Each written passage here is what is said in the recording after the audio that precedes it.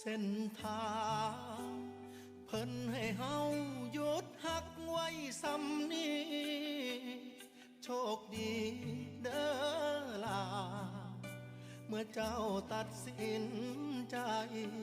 อายสิคิดว่าเป็นฝันร้ายเข้ามาแล้วมันต้องผ่านไปเพราะว่าหักมันไปบ่ได้สุดท้ายก็ต้องจบบุญที่ห่วมกันมาแต่ศาสตร์ก่อนแค่มาพบก็เสียเจ้าไปต้องสละคำว่าตลอดไปอ้ายยอมให้จำอ้ายในน้ำผู้มาส่งทางได้มาสู้เคียงข้างเพียงแค่ผ่านสิบอกขึ้นต่อไปหลายกว่านั้นให้เจ้าพ่อทางใหม่หักเพิ่นสาเด้อนางมือนี้เบิดหน้าที่ของอ้ายส่งทางอย่างใหม่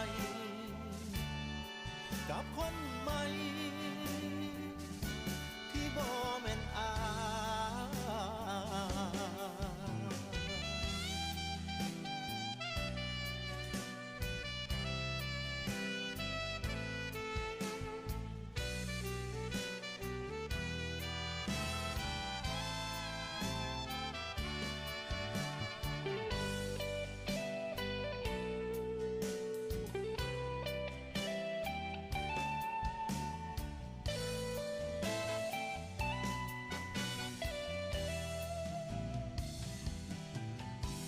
ที่ห่วมกันมาแต่ศาสตร์ก่อน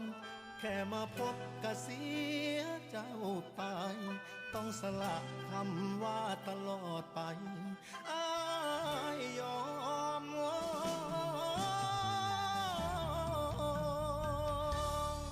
ให้จำอ้ายในน้ำผู้มาส่งทางได้มาสู้เคียงข้างเพียงชั่วคราวสิบอกขึ้นต่อไปหลายกว่านั้น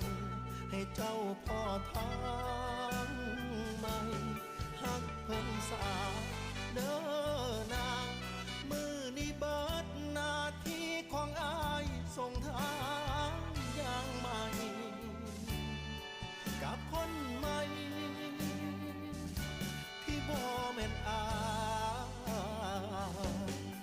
ให้จำอ้ายในน้ำผู้มาส่งทางได้มาสู้เคียงข้างเพียงชั่วคราวสิบอกขึ้นต่อไปหลายกว่านั้น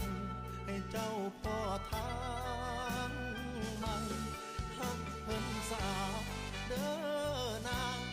มือนี้เบิดหน้าที่ของอ้ายส่งทางอย่างใหม่กับคนใหม่ที่มา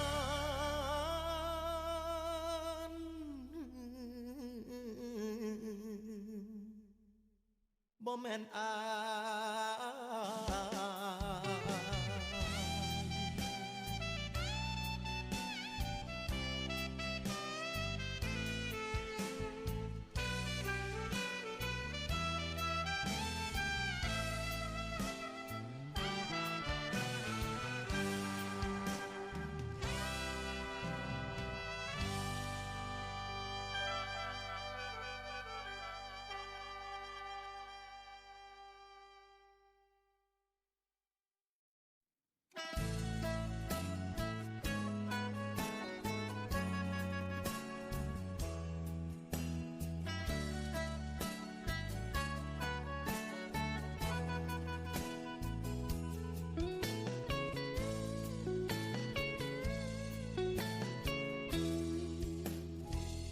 หอบใจโซโซ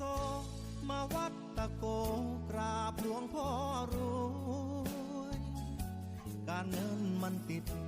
ชีวิตมันป่วยตัวช่วยไม่มีเลยพ่อลูกมันคนจนขาดคนจริงใจความหมายไม่พอนับวันยิ่งจนแทนอขอพรหลวงพ่อช่วยที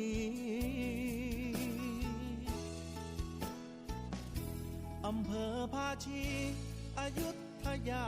มุ่งมาด้วยใจ พระอาจารย์แก้วหลวงพ่อองค์ใหม่ สารต่องานเต็มที่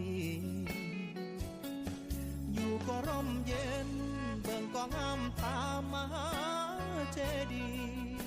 เป็นศูนย์รวมใจพาชี เป็นบุญที่ลูกได้มา